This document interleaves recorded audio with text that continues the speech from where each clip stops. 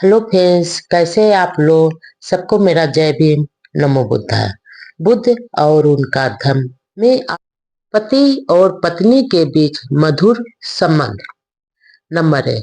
एक समय भगवान बुद्ध मथुरा और बेरजा के बीच महापथ पर पहुंचे। बहुत से ग्रस्त तथा उनकी पत्नियां भी मथुरा और बेरजा के बीच महापथ पर पहुंचे। नंबर 2।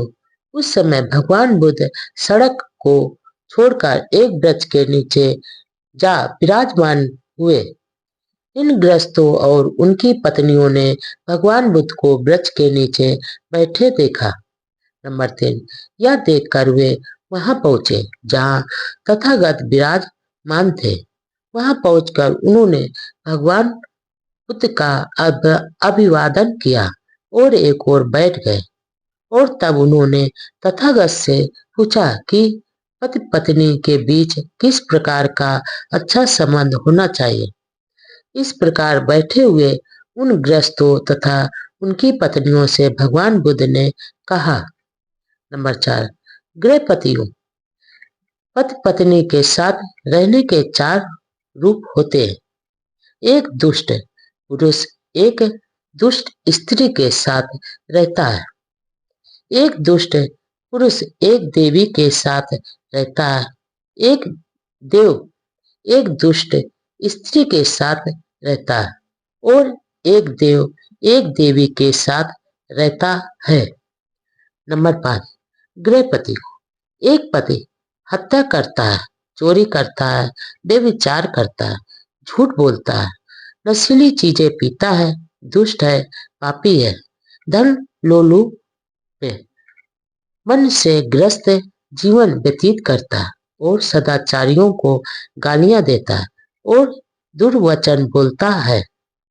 उसकी पत्नी भी हत्या करती है, चोरी करती है, व्यभिचार करती है, झूठ बोलती है, नशीली चीजें पीती है, दुष्ट है, पापी है, धन लोलुप है, मन से ग्रस्त जीवन व्यतीत करती है, सदाचारियों को गालियां देती है और दुर्वचन बोलती है।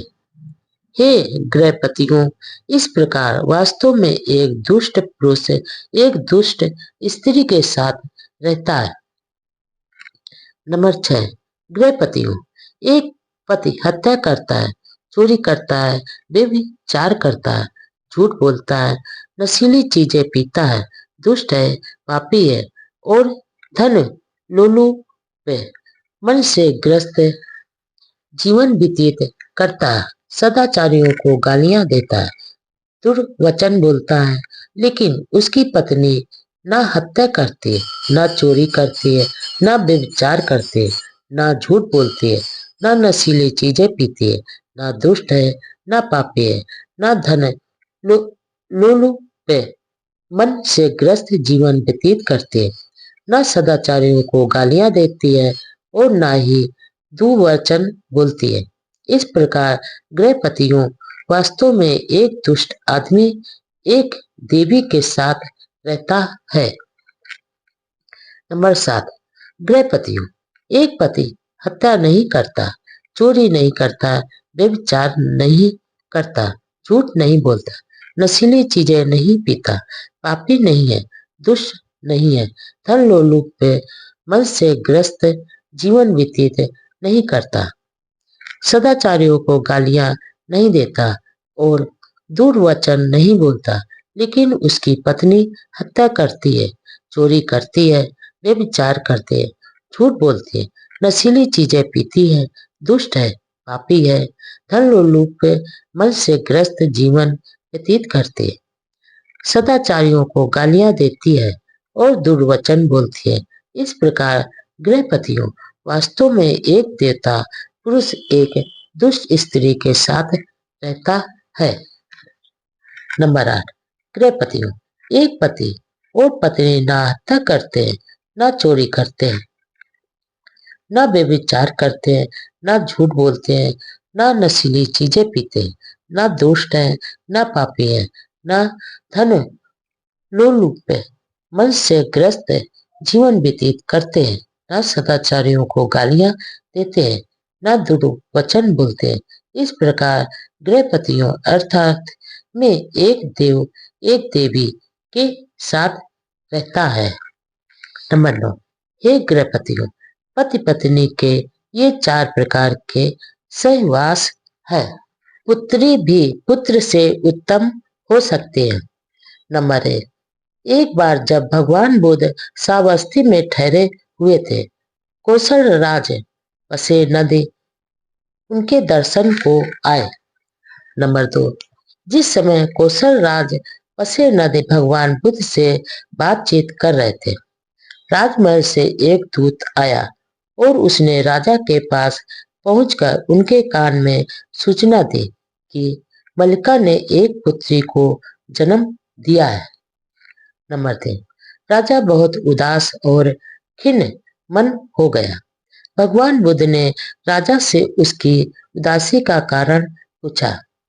नंबर 4, राजा ने उत्तर दिया कि उसे अभी भी एक दुखदायी समाचार मिला है कि रानी ने एक पुत्री को जन्म दिया है।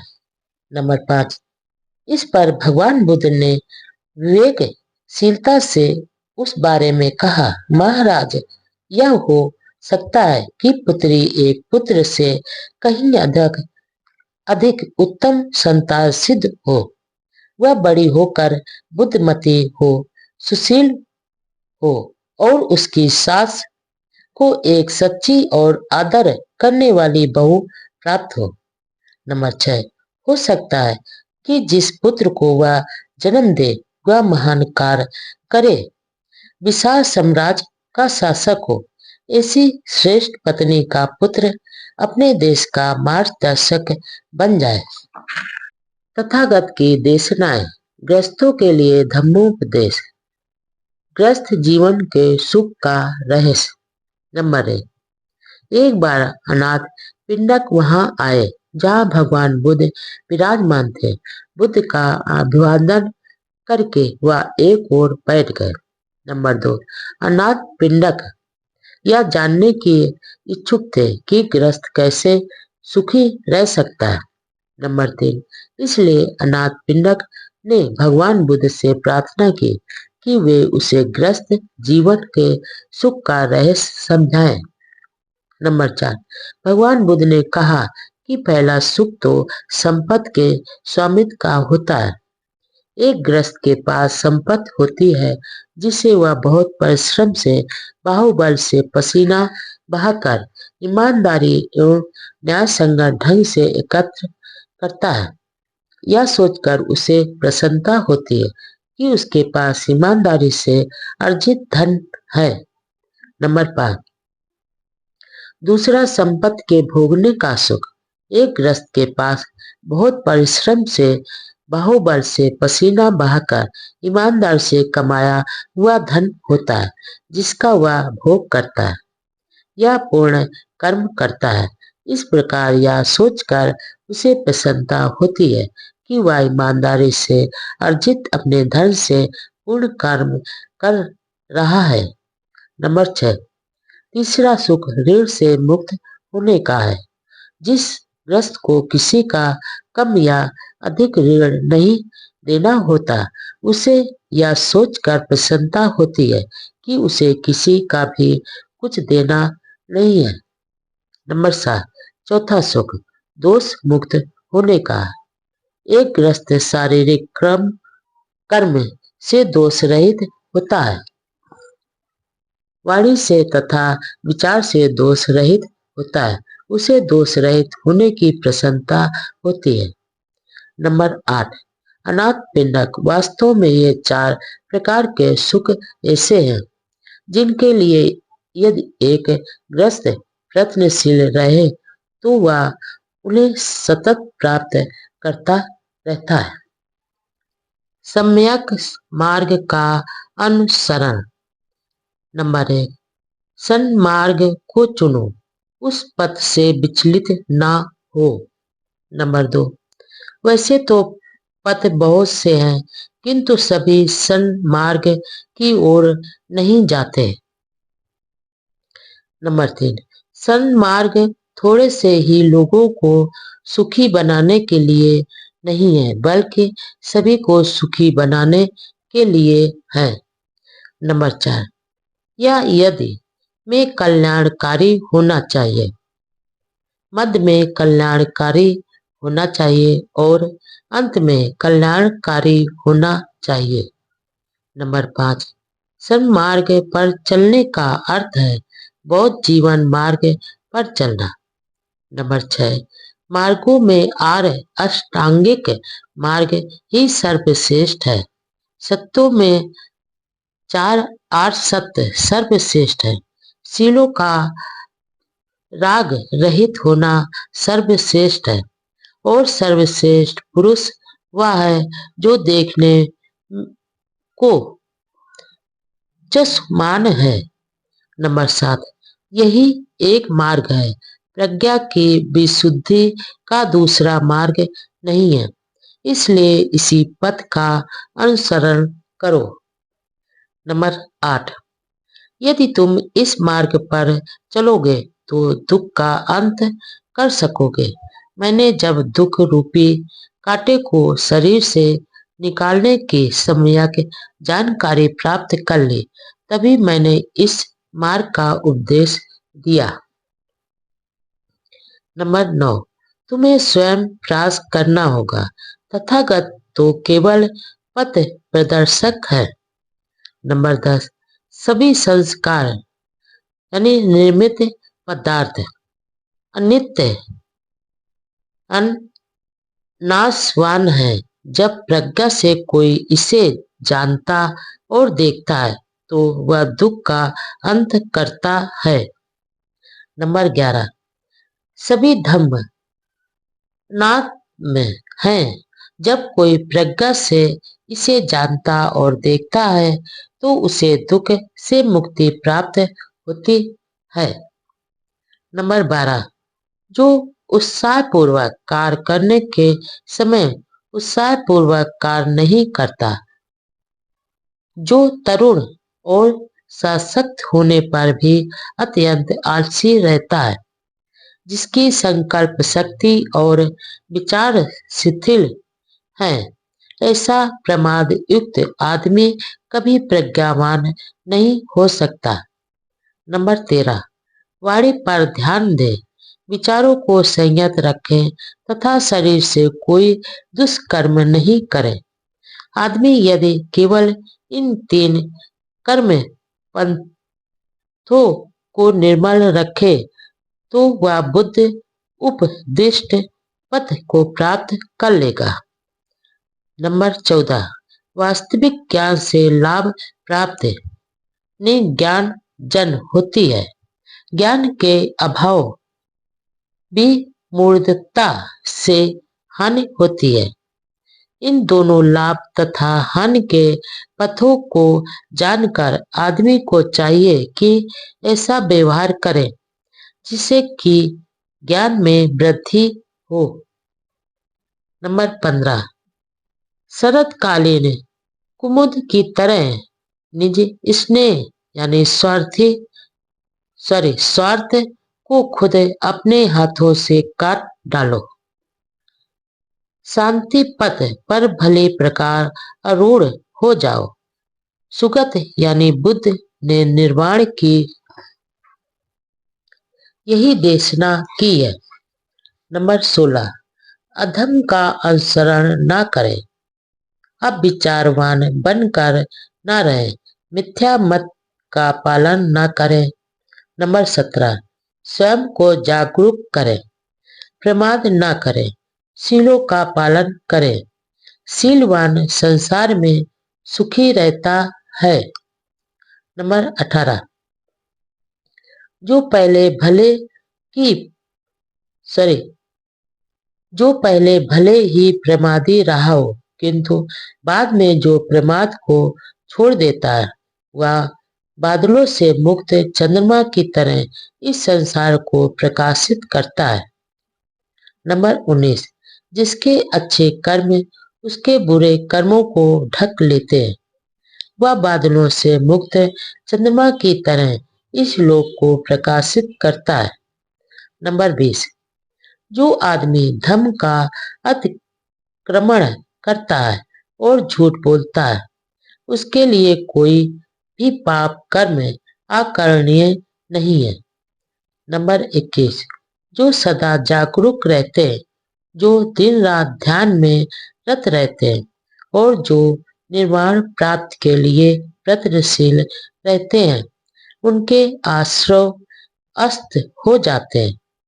नंबर 22, यह पुरानी बात है कि चुप रहने वाले की भी लोग निंदा करते हैं, अधिक बोलने वाले की भी निंदा करते हैं, कम बोलने वाले की भी निंदा करते हैं। इस पृथ्वी पर ऐसा कोई नहीं जिसकी कोई निंदा न करता हो। नंबर 23, न कोई ऐसा आदमी हुआ है, न होगा और न है जिसकी सदा ही निंदा होती हो अथवा सदा प्रशंसा ही होती हो। नंबर 24, वाणी के क्रोध के प्रति सावधान रहो, अपनी जीवा पर संयम रखो, मन के पाप कर्मों को त्यागो, मन से कुशल कर्म करो। नंबर 25, अप्रमाद अमृत यानी निर्वाण का पथ है, प्रमाद मृत्यु का पथ है। जो अप्रमादी है वे मरते नहीं है, जो प्रमादी है वे मरे हुए के समान ही है। धर्म को मिथ्या धर्म में नहीं मिलाओ। नंबर 1, जो झूठ को सच और सच को झूठ समझने की गलती करते हैं, ऐसे मिथ्या दृष्टि वाले लोग कभी सत्य को प्राप्त नहीं करते। नंबर 2, जो सत्य को सत्य और झूठ को झूठ समझते हैं, ऐसे सम्यक दृष्टि वाले लोगों को सत्य की प्राप्ति होती है। नंबर 3, जैसे ठीक से न छाई गई छत में पानी प्रवेश करता है, उसी प्रकार तृष्णा युक्त चित्त में राग प्रवेश करता है। नंबर 4, जैसे ठीक प्रकार से छाई गए छत में पानी प्रवेश नहीं कर पाता, उसी प्रकार साधना युक्त चित्त में राग प्रवेश नहीं करता। नंबर 5, जागरूक बनो, प्रमादी मत बनो, सन्मार्ग पर चलो। जो सन्मार्ग पर चलता है वह इस लोक में और परलोक में सुख पूर्वक रहता है। नंबर 6, सन्मार्ग पर चलो, पाप युक्त मार्ग पर मत चलो। जो सन्मार्ग पर चलता है वह इस लोक और परलोक में सुख पूर्वक रहता है। सत्य करता, उत्सुकता और साहस। नंबर 1, जागरूक रहकर बुद्धिमान आदमी अविद्या को हटाकर प्रज्ञा रूपी प्रसाद पर चढ़कर शोकग्रस्त मानव जाति को ऐसे देखता है जैसे कोई पर्वत शिखर से बुद्धिमान आदमी नीचे घाटी में मूर्खों को देखता है। नंबर 2, प्रमादियों के बीच अप्रमादी, सोते हुओं के बीच जागरूक ऐसे आगे बढ़ जाता है जैसे शीघ्र गामी अश्व दुर्बल घोड़े को पछाड़कर आगे बढ़ जाता है। नंबर 3, प्रमाद में मत पड़ो, काम भोगों में मत फंसो, अप्रमादी ही ध्यान लाभ करता है। नंबर 4, अप्रमाद अमृत पद है, प्रमाद मृत के समान है। जो अप्रमादी है वे नहीं मरते हैं और प्रमादी आलसी तो मरे समान ही होते हैं। नंबर 5, अपने जीवन के उद्देश्य को दूसरे के बड़े अर्थ के लिए भी ना छोड़ो। जब एक बार अपना उद्देश्य स्पष्ट हो जाए तो उसे दृढ़ता पूर्वक पकड़कर आगे बढ़ जाओ। नंबर 6, अप्रमादी बनो, प्रमाद को दूर भगाओ, सत्पथ पर चलो, जो आदमी सत पथ पर चलता है वह संसार में सुखपूर्वक रहता है। नंबर 7, प्रमाद एक कलंक है। सतत प्रमाद एक काला धब्बा है। निरंतर प्रयास और प्रज्ञा की सहायता से प्रमाद रूपी विषैले तीर को निकाल कर बाहर करो।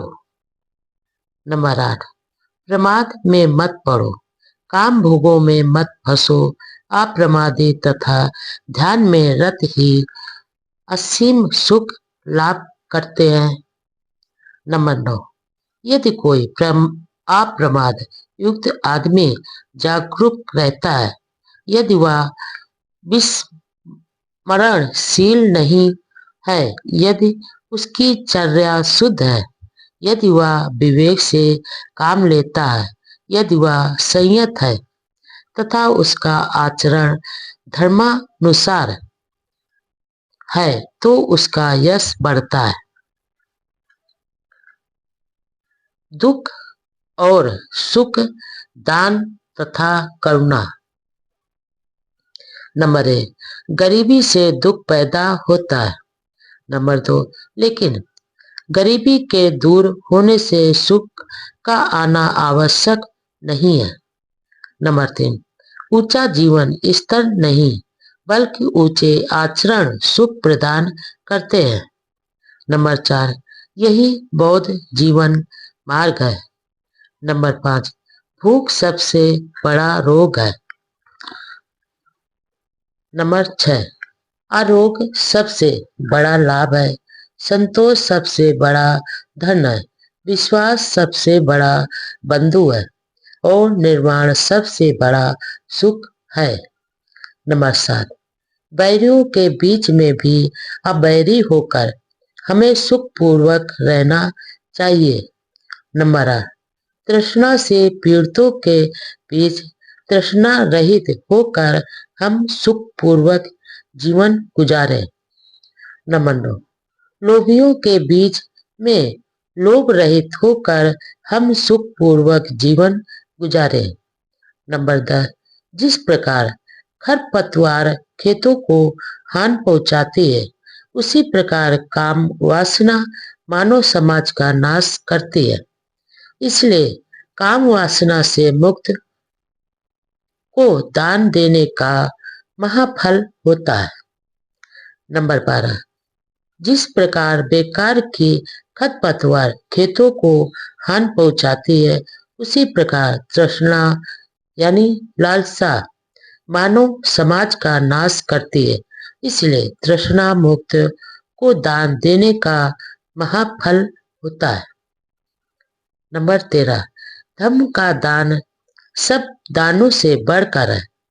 धर्म का मधुर सब मधुरों से बढ़कर है। धर्म का आनंद सब आनंदों से बढ़कर है।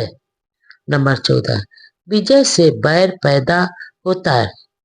पराजित दुखी रहता है। जिसने विजय और पराजय का त्याग कर दिया है और संतोषी है, वह सुखी रहता है।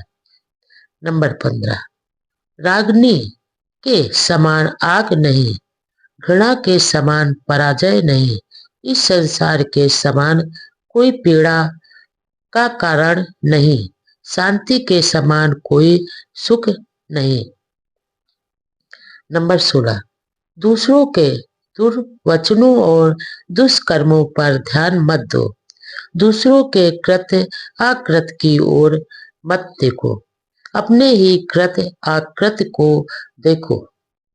नंबर 17, जो विनम्र है, जो शुद्ध गवेश है, जो आसक्ति रहित है, जो एकांत का इच्छुक है, जिसका जीवन पवित्र है तथा जो विवेक प्रिय है, उसके लिए जीवन कठिनाई से गुजरता है। नंबर 18, क्या संसार में कोई ऐसा दोष रहित आदमी है जो शिकायत का अवसर नहीं देता? जैसे अच्छा घोड़ा अपने सवार को कभी चाबुक मारने का अवसर नहीं देता। नंबर 19, किसी से कठोर वचन मत बोलो। ऐसा बोलने पर दूसरे भी वैसा ही उत्तर देंगे। क्रोध युक्त वाणी दुखद है। दूसरों पर प्रहार करने पर तुम पर भी प्रहार होगा। नंबर 20, स्वतंत्रता भी नम्रता, कुशल चित और निस्वार्थपरता का संसार के लिए वैसा ही महत्व जैसे रथ के लिए उसके पहिए की धुरी का। नंबर 21, यही बौद्ध जीवन मार्ग है। विचारशीलता और बुद्धिमत्ता। नंबर 1, प्रत्येक कार्य करते समय जागरूक रहो। प्रत्येक काम में सोच विचार से काम लो। हर विषय में अप्रमादी और उत्साही रहो। नंबर 2, यही बौद्ध जीवन मार्ग है। नंबर 3, जो कुछ हम हैं यह सब कुछ हमारे विचारों का ही परिणाम है। यह हमारे विचारों पर आधारित है। यह हमारे विचारों से ही निर्मित है। यदि आदमी बुरे विचारों से कुछ भी बोलता या करता है तो दुख उसका पीछा करता है। यदि आदमी पवित्र विचारों से कुछ बोलता या करता है तो सुख उसका पीछा करता है। इसलिए पवित्र विचार महत्वपूर्ण हैं। नंबर 4, विचारहीन मत बनो, विचारवान बनो। दलदल में फंसे हुए हाथी की तरह अपने आप को पाप से उबारो। नंबर 5, आदमी को चाहिए कि वह अपने चित्त की रक्षा करे। चित्त में पैदा होने वाले विचारों को समझ पाना कठिन है। वह चंचल है या जहां चाहे झट से चला जाता है। ठीक प्रकार सुरक्षित चित्त सुख लाता है। नंबर 6, जिस प्रकार ठीक से न छाई गई छत में वर्षा का पानी घुस जाता है, ठीक उसी प्रकार असंयत चित्त में राग प्रवेश कर जाता है। नंबर 7, जिस प्रकार ठीक से छाई हुई छत में वर्षा का पानी नहीं घुस पाता है, ठीक उसी प्रकार संयत चित्त में राग का प्रवेश नहीं हो पाता है। नंबर 8, पहले तो यह चित्त जहाँ चाहे चला जाता था, लेकिन अब मैं इस चित्त को वैसे ही संयत रखूंगा जैसे मस्त हाथी को महावत अंकुश से बस में रखता है। नंबर 9, जहाँ चाहे वहां जाने वाले उस चित्त को साधना अच्छा है जो बस में नहीं रह पाता है, किंतु साधा गया चित्त सुख लाता है। नंबर 10, जो इस दूरगामी चित्त को संयत रखेंगे वे मार बराबर काम राग के बंधन से मुक्त होंगे। नंबर 11, यदि आदमी का चित्त अस्थिर है, यदि वह धर्म का जानकार नहीं है, यदि उसका चित्त शांत नहीं है, तो उसकी प्रज्ञा कभी पूर्णता को प्राप्त नहीं होगी। नंबर 12, एक दोष से भरा हुआ जितनी हानि दूसरे द्वेष भरे की करता है, एक शत्रु जितनी हानि अपने शत्रु की करता है, गलत मार्ग पर लगा चित्त उससे कहीं अधिक हानि करता है। नंबर 13, ठीक मार्ग पर लगा चित्त आदमी की जितनी भलाई कर सकता है उतनी भलाई न माता न पिता और न ही दूसरे रिश्तेदार कर सकते हैं। नंबर 1, भगवान बुद्ध ने पुनर्जन्म की देशना की है, किंतु भगवान बुद्ध ने यह भी कहा है कि संसरण यानी आवागमन नहीं है। नंबर 2, ऐसे लोगों की कमी नहीं थी जो भगवान बुद्ध पर या दोषारोपण करते थे कि वह तो परस्पर विरोधी सिद्धांतों की देशना करते थे।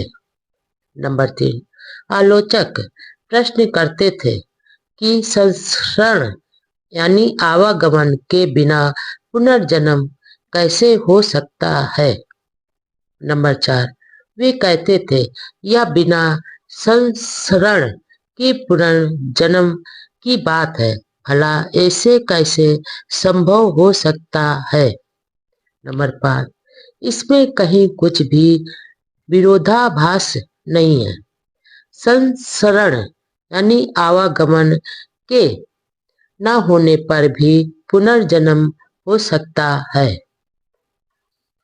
नंबर 6, राजा मिलिंद के प्रश्नों के उत्तर में भदंत नागसेन ने इसे अच्छी तरह स्पष्ट किया है।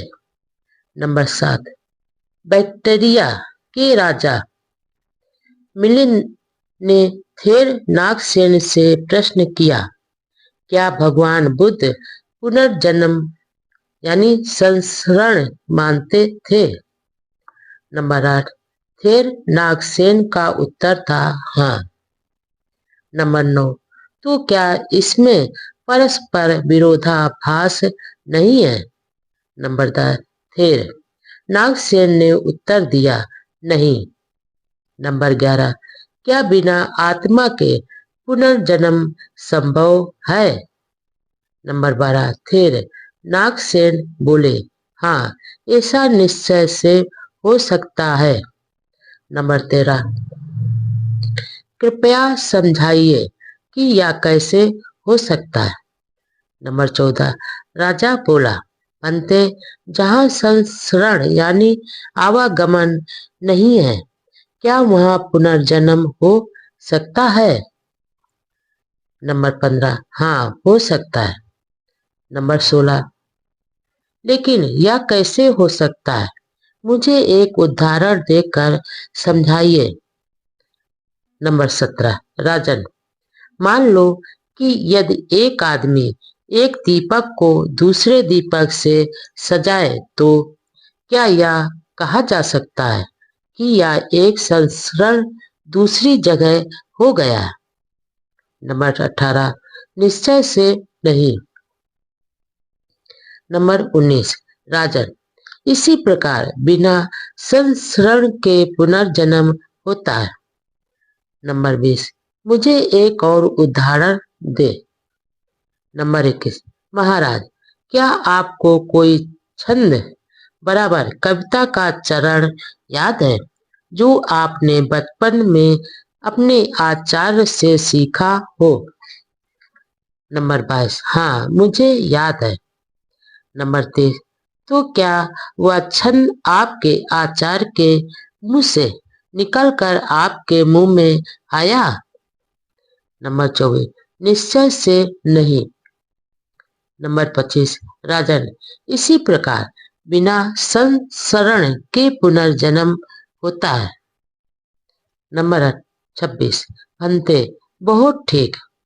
नंबर 27, राजा बोले, भंते, क्या आत्मा जैसी कोई चीज है। नंबर 28, अर्थात दृष्टि से आत्मा जैसी कोई वस्तु नहीं है। नंबर 29, भंते, बिल्कुल ठीक। भ्रम के कारण बुद्धिवादी तर्क संगत व मानव कल्याण की बात है। बुद्ध वचन। नंबर 1, भगवान बुद्ध के उपदेशों को जिन श्रोताओं ने सुना उनमें अधिकांश भिक्षु थे। नंबर 2, किसी भी विषय में भगवान बुद्ध का क्या कहना था उसे जनसाधारण तक पहुंचाने वाले भिक्षुगण ही थे। नंबर 3, लेखन कला अभी विकसित नहीं हुई थी, इसलिए भिक्षुओं को वह सब कंठस्थ करना होता था। प्रत्येक भिक्षु जो कुछ वे सुनते थे, प्रत्येक भिक्षु जो कुछ सुनता था उसे कंठस्थ करने की चिंता नहीं करता था। लेकिन कुछ भिक्षु थे जिन्होंने ध्वस्त करना अपना व्यवसाय बना लिया था। वे भाड़क कहलाते थे।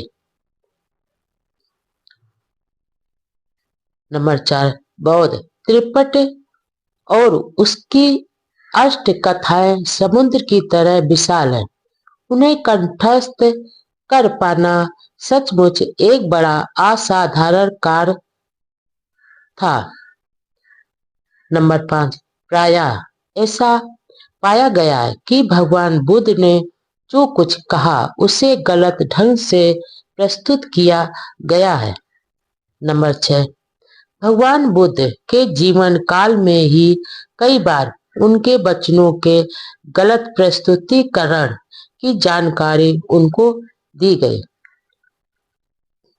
नंबर 7, उदाहरण के तौर पर ऐसी 5 अवसरों पर उल्लेख किया जा सकता है। एक का उल्लेख अलग दम सूत में आया है, दूसरे का महाकाम विभंग सूत में, तीसरे करण कंठल सूत में, चौथे का महत कहना संख्या सूत में और 5वां का जीवक सूत में।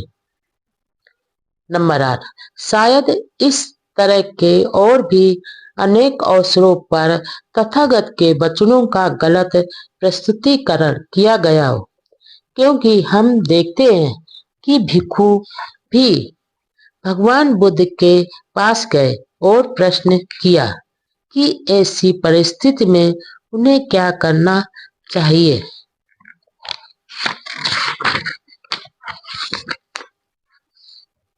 नंबर 9, कर्म और पुनर्जन्म के बारे में बुद्ध वचनों के गलत प्रस्तुतिकरण के अवसर समान बात है। नंबर 10, इन सिद्धांतों को ब्राह्मणी धर्म में भी स्थान प्राप्त है। परिणाम स्वरूप भड़कों के लिए ब्राह्मणी मत को बौद्ध धर्म में सम्मिलित कर लेना सुगम था। नंबर 11, इसलिए त्रिपिटक में जिसे भी बुद्ध वचन के रूप में माना गया उसे स्वीकार करने में बहुत सावधानी की आवश्यकता है। नंबर 12, लेकिन इसके लिए एक कसौटी उपलब्ध है। नंबर 13, यदि कोई ऐसी बात है जिसके बारे में विश्वास के साथ कहा जा सकता है तो वह यह है कि उनका कोई महत्व नहीं होता यदि उनका कथन बुद्ध संगत तर्क संगत नहीं होता। इसलिए जो कुछ भी बुद्ध संगत है और तर्क संगत है, अन्य बातें समान होते हुए उसे बुद्ध वचन के रूप में लिया जा सकता है। नंबर 14, दूसरी बात यह है कि भगवान बुद्ध ने कभी ऐसी बेकार की चर्चा में नहीं पड़ना चाहा जो व्यक्ति के कल्याण के लिए लाभकारी नहीं थी। इसलिए कोई भी ऐसी बात जिसका व्यक्ति के कल्याण से कोई संबंध नहीं, यदि भगवान बुद्ध के सिर मढ़ी जाती है तो उसे बुद्ध वचन स्वीकार नहीं किया जा सकता। नंबर 15, एक तीसरी कसौटी भी है, वह यह कि भगवान बुद्ध ने सभी विषयों को 2 वर्गों में विभक्त कर रखा था। ऐसे विषय जिनके बारे में वे निश्चित थे और ऐसे विषय जिनके बारे में वे निश्चित नहीं थे। जो विषय पहली श्रेणी में आते हैं उनके बारे में उन्होंने अपने विचार निश्चयात्मक रूप से और अंतिम रूप से व्यक्त किए हैं। जो विषय दूसरी श्रेणी में आते हैं उनके बारे में उन्होंने अपने विचार व्यक्त किए हैं, लेकिन ऐसे विचार बदले भी जा सकते हैं। नंबर 16, वार्ता करते समय जिन 3 प्रश्नों के बारे में संदेह और मतभेद है उनके बारे में यह निर्णय करने से पहले कि भगवान बुद्ध का निश्चय मत क्या था। यह आवश्यक है कि हम इन कसौटियों को ना भूलें। बौद्ध जीवन मार्ग। कुशल कर्म, अकुशल कर्म तथा पाप। नंबर 1, कुशल कर्म करो, अकुशल कर्मों में भागीदार ना बनो, कोई पाप कर्म ना करो। नंबर 2, यही बौद्ध जीवन मार्ग है। नंबर 3, यदि आदमी कुशल कर्म करे तो उसे इसको बार बार करना चाहिए, उसी में चित्त लगाना चाहिए। कुशल कर्मों का संचय सुख कर होता है। नंबर 4, अच्छाई के बारे में यूं ही मत सोचो कि मैं इसे प्राप्त नहीं कर सकूंगा। बूंद बूंद से घड़ा भर जाता है। इसी प्रकार थोड़ा थोड़ा संचय करके कुशल कर्मों में वृद्धि होती है। नंबर 5, जिस काम को करके व्यक्ति को पछताना ना पड़े और जिसके फल को वह आनंदित होकर और संतुष्ट होकर हो सके, उस काम का करना अच्छा है। नंबर 6, जिस काम को करके आदमी को पश्चाताप न हो और जिसके फल को हर्ष और संतुष्टि से भोगा जा सके, उस काम का करना अच्छा है। नंबर 7, यदि आदमी कोई कुशल कर्म करे तो उसे वह कुशल कर्म बार बार करना चाहिए। उसे इसमें आनंदित होना चाहिए। शुभ कर्म का संचय आनंददायक होता है। नंबर 8, एक अच्छे आदमी को भी बुरे दिन देखने पड़ जाते हैं जब तक उसके कुशल कर्मों का फल विपाक नहीं मिलता, लेकिन जब उसे अपने कुशल कर्मों का फल मिलना आरंभ होता है तब अच्छा आदमी अच्छे दिन देखता है। नंबर 9, अच्छाई के बारे में यह कभी ना सोचे कि मैं इसे प्राप्त ना कर सकूंगा। जिस प्रकार बूंद बूंद करके पानी का घड़ा भर जाता है, उसी प्रकार थोड़ा थोड़ा करके भी भला आदमी अच्छाई का संचय कर लेता है। नंबर 10, चंदन की सुगंध कमल, जूही तथा मल्लिका की सुगंध से बढ़कर सील की सुगंध होती है। नंबर 11, धूप और चंदन की सुगंध कुछ ही दूर तक जाती है, किंतु सील की सुगंध बहुत दूर तक जाती है। नंबर 12, बुराई के बारे में भी यह ना सोचें कि यह मुझ तक नहीं पहुंचेगी। जिस प्रकार बूंद बूंद करके पानी का घड़ा भर जाता है, उसी प्रकार थोड़ी थोड़ी करके बुराई भी बहुत हो जाती है। नंबर 13, उस काम का करना अच्छा नहीं जिसे करके पछताना पड़े और जिसके फल को अश्रु मुक्त होकर विलाप करते हुए भोगना पड़े। नंबर 14, यदि कोई आदमी दुष्ट मन से कुछ बोलता है या कोई काम करता है तो दुख उसके पीछे पीछे ऐसे ही हो लेता है जैसे गाड़ी का पहिया खींचने वाले पशु के पीछे पीछे।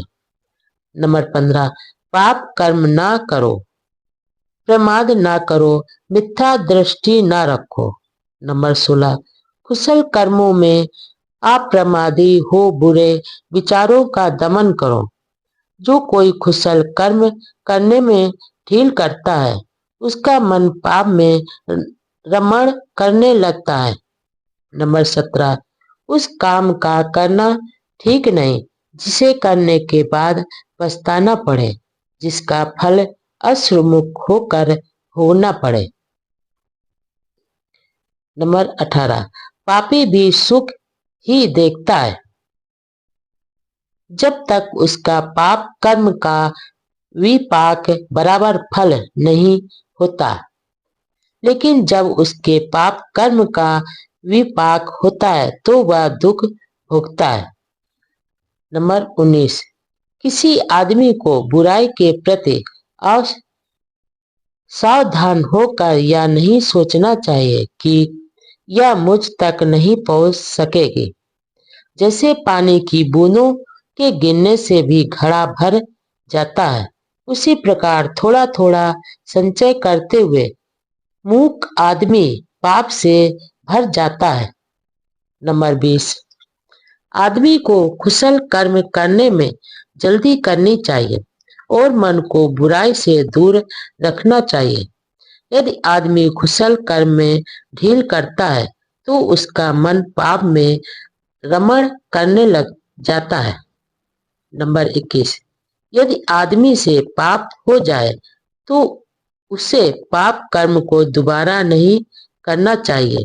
उसे पाप से आनंदित नहीं होना चाहिए। पाप का संचय दुखदायी होता है।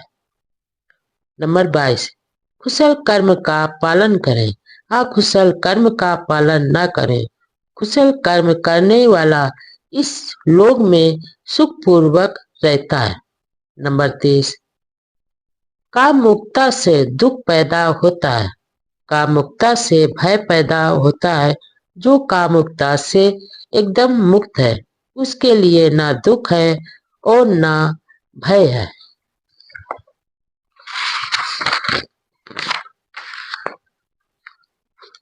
नंबर 24, भूख सबसे बड़ा रोग है, संस्कार सबसे बड़ा दुख है। जो इस सत्य को जान लेता है उसके लिए निर्वाण सबसे बड़ा सुख हो जाता है। नंबर 25, स्वयं कृत्य, स्वयं उत्पन्न तथा स्वयं पोषित पाप कर्म करता ऐसे ही पीस डालता है जैसे वज्र मूलवान मणि को तोड़ता है। नंबर 6, जो आदमी अत्यंत दुशील होता है वह अपने पाप को उस निम्न स्थिति में पहुंचा देता है जहां उसका शत्रु उसे चाहता है, ठीक वैसे ही जैसे अमर बेल उस वृक्ष को जिसे वह घेरे रहती है। नंबर 27, अकुशल कर्मों का तथा अहितकर कर्मों का करना आसान है, कुशल कर्मों का तथा हितकर कर्मों का करना कठिन है। तृष्णा, लोभ और काम वासना। नंबर 1, तृष्णा अथवा काम वासना के वशीभूत न होना। नंबर 2, यही बौद्ध जीवन मार्ग है। नंबर 3, धन की वर्षा होने से भी व्यक्ति की कामना की पूर्ति नहीं होती। बुद्धिमान व्यक्ति ठीक प्रकार जानता है कि कामनाओं की पूर्ति का न होना कष्टदायक है। नंबर 4, वह दिव्य काम भोगों में भी आनंद नहीं लेता। तृष्णा के क्षय में ही उसका सुख होता है। वह सम्यक संबुद्ध का श्रावक होता है। नंबर 5, तृष्णा से शोक पैदा होता है, तृष्णा से भय पैदा होता है। जो तृष्णा से मुक्त है उसके लिए ना शोक है ना भय है। नंबर 6, तृष्णा से दुख की उत्पत्ति होती है, तृष्णा से ही भय उत्पन्न होता है। जो व्यक्ति तृष्णा से पूर्णतया मुक्त है उसके लिए ना दुख है ना भय है। नंबर 7, जीवन के अर्थात उद्देश्य को भूलकर जो मिथ्याभिमान में लिप्त होता है वही समय बाद ध्यान करने वाले से ईर्ष्या करने लगता है। नंबर 8, आदमी को किसी भी वस्तु के प्रति आसक्ति नहीं होनी चाहिए।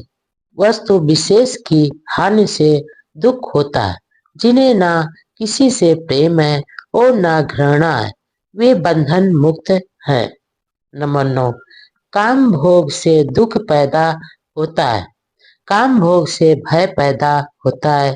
जो काम भोग से मुक्त है उसे ना दुख है और ना भय है। नंबर 10, आसक्ति से दुख पैदा होता है। शक्ति से भय पैदा होता है। जो आसक्ति से मुक्त है उसे ना दुख है और ना भय है। नंबर 11, काम वासना से दुख पैदा होता है। काम वासना से भय पैदा होता है। जो काम वासना से मुक्त है उसे ना दुख है और ना भय है। नंबर 12, लोभ से दुख पैदा होता है। लोभ से भय पैदा होता है। जो लोभ से मुक्त है उसे ना दुख है और ना भय है। नंबर 13, जो शीलवान है, जो प्रज्ञावान है, जो न्यायप्रिय है, जो सत्यवादी है तथा जो अपने कर्तव्य को पूरा करता है, इससे सभी प्यार करते हैं। नंबर 14, जो आदमी चिरकाल के बाद प्रवास में सकुशल लौटता है उसका रिश्तेदार, मित्र तथा प्रियजन अभिनंदन करते हैं। नंबर 15, इसी प्रकार कुशल कर्म करने वाले के कुशल कर्म परलोक में उसका उसी प्रकार स्वागत करते हैं जिस प्रकार परदेश से लौटने पर उसके रिश्तेदार और मित्र उसका स्वागत करते हैं। ठेस यानी पीड़ा और द्वेष यानी घृणा। नंबर 1, किसी को ठेस यानी आघात अथवा पीड़ा मत पहुंचाओ। किसी से द्वेष मत रखो। नंबर 2, यही बौद्ध जीवन मार्ग है। नंबर 3, क्या संसार में कोई आदमी इतना निर्दोष है कि वह दोषारोपण का अवसर ही नहीं देता, जैसे एक शिक्षित घोड़ा चाबुक की मार का अवसर ही नहीं देता। नंबर 4, श्रद्धा, शील, वीर, समाधि, धर्म, विचय बराबर सत्य की खोज, विद्या तथा आचरण की पूर्णता तथा स्मृति बराबर जागरूकता से इस महान दुख का अंत करो। नंबर 5, प्रवज्जित का सबसे उत्तम अभ्यास है दीर्घकालीन दुख में भी धैर्य रखना।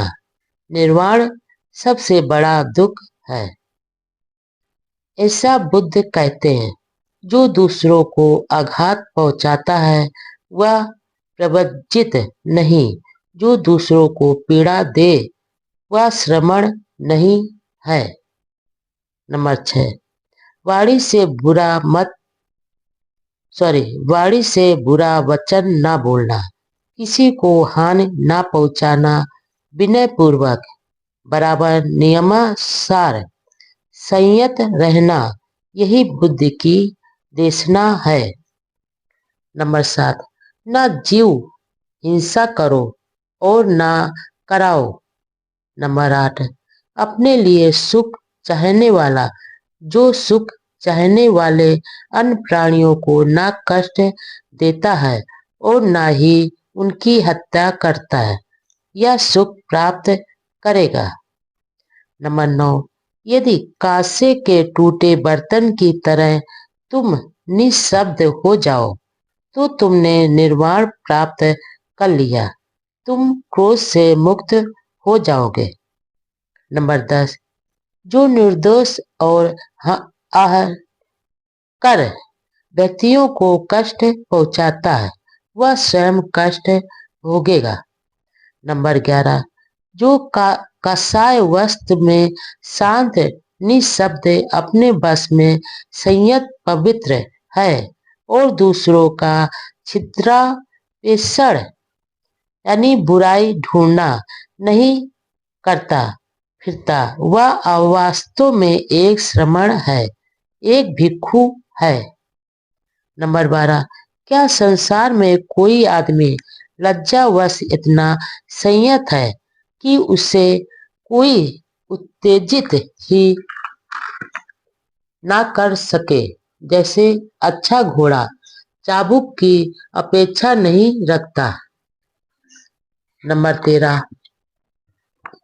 यदि कोई आदमी किसी हानि कर शुद्ध और निर्दोष आदमी को कष्ट पहुंचाता है तो उसका पाप लौटकर उसी मूर्ख आदमी पर पड़ता है। ठीक वैसे ही जैसे हवा के विरुद्ध फेंकी हुई धूल फेंकने वाले पर ही आकर पड़ती है। क्रोध और शत्रुता बैर। नंबर 1, क्रोध मत करो, शत्रुता को भूल जाओ, अपने शत्रुओं को मैत्री से जीतो। नंबर 2, यही बौद्ध जीवन मार्ग है। नंबर 3, क्रोधागिन शांत की जानी चाहिए। नंबर 4, जो यही सोचता रहता है उसने मुझे गाली दी, उसने मेरे साथ बुरा व्यवहार किया, उसने मुझे हरा दिया, उसने मुझे लूट लिया, उसका बैर कभी शांत नहीं होता। नंबर 5, जो ऐसे विचार नहीं रखता उसी का बैर शांत होता है। नंबर 6, शत्रु तो शत्रु ही हानि करता है और घृणा करने वाले की, लेकिन अंत में यह किसकी हानि होती है। नंबर 7, आदमी क्रोध को अक्रोध से जीते, बुराई को भलाई से जीते, लोभी को उदारता से जीते और झूठे को सच्चाई से जीते। नंबर 8, सत्य बोले, क्रोध ना करे, थोड़ा होने पर भी दे। नंबर 9, क्रोध का त्याग करे, अभिमान को छोड़ दे, सब बंधनों को तोड़ दे। जो आदमी नाम रूप में आसक्त नहीं है, जो किसी भी चीज को अपना नहीं समझता, उसे कोई कष्ट नहीं होता। नंबर 10, जो चढ़े क्रोध को भ्रमण करते रथ की भात पकड़ ले, उसे मैं सारथी कहता हूँ। दूसरे लोग तो लगाम थामने वाले मात्र हैं। नंबर 11, विजय तो बैर को उत्पन्न करती है और पराजित आदमी दुख की नींद सोता है। राग आदि द्वेष जिसके शांत है वह आदमी जय पराजय को छोड़कर सुख की नींद सोता है। नंबर 12, काम गिन के समान आग नहीं, घृणा के समान दुर्भाव नहीं, इस कंधों के समान दुख नहीं, निर्वाण से बढ़कर सुख नहीं। नंबर 13, बैर से बैर कभी शांत नहीं होता, प्रेम से ही बैर शांत होता है, यही सनातन नियम है। व्यक्ति, मन और मन के मैल। नंबर 1, आदमी वैसा ही होता है जैसा उसका मन उसको बना देता है। नंबर 2, सब मार्ग पर आगे बढ़ने के लिए मन को साधना पहला कदम है। नंबर 3, बौद्ध जीवन मार्ग में यह मुख्य शिक्षा है। नंबर 4, हर बात में मन ही प्रमुख तत्व है, मन ही सर्वश्रेष्ठ है। नंबर 5, यदि कोई आदमी दुष्ट मन से बोलता है या करता है तो दुख उसके पीछे ऐसे ही हो लेता है जैसे गाड़ी के पहिए गाड़ी खींचने वाले पशु का पीछा करते हैं। नंबर 6, यदि आदमी स्वच्छ मन से बोलता है या करता है तो कभी साथ न छोड़ने वाली छाया की तरह सुख उसका पीछा करता है। नंबर 7, रक्षित होने में कठिन और दीर्घ सिद्ध होने में कठिन इस चंचल मन को मेधावी आदमी उसी प्रकार सीधा करता है जैसे बाड़ बनाने वाला बाड़ को। नंबर 8, जिस प्रकार पानी से बाहर निकाल कर भूमि में फेंक दी गई मछली फड़फड़ाती है, उसी प्रकार मार राग द्वेष मोह के फंदे से मुक्त होने के लिए यह मन फड़फड़ाता है। नंबर 9, जिसे नियंत्रण में रखना कठिन है, जो चंचल है, जो हमेशा आनंद ही खोजता रहता है, ऐसे मन को नियंत्रण में रखना अच्छा है। नियंत्रित मन सुख लाता है। नंबर 10, अपने आप को एक दीप के समान बनाओ। परिश्रम करो। जब तुम्हारे चित्त मलों का नाश हो जाएगा और तुम निर्दोष हो जाओगे, तो तुम मनोनीत दिव्यलोक को प्राप्त हो जाओगे। नंबर 11,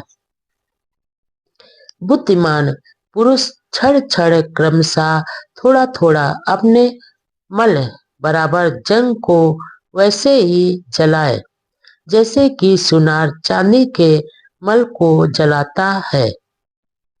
नंबर 12, लोहे से उत्पन्न मल बराबर जंग जैसे जिससे उत्पन्न होता है उसे ही खा जाता है, उसी प्रकार अति चंचल पुरुष के अपने ही कर्म उसे दुर्गति की ओर ले जाते हैं।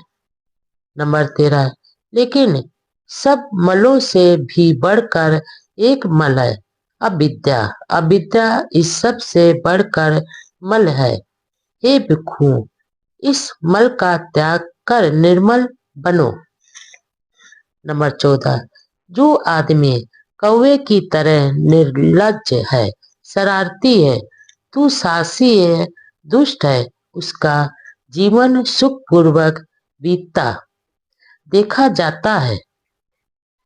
नंबर 15, लेकिन जो आदमी भी नम्र है, सदैव पवित्रता का ध्यान करने वाला, अनासक्त है, शांत है, निर्मल है, बुद्धि युक्त है, ऐसे आदमी के जीवन को कठिनाई से बीतते देखते हैं। नंबर 16, जो आदमी जीव हिंसा करता है, जो झूठ बोलता है, जो चोरी करता है, जो पर स्त्री गमन करता है, वह यही इसी संसार में अपने जीवन का नाश करता है।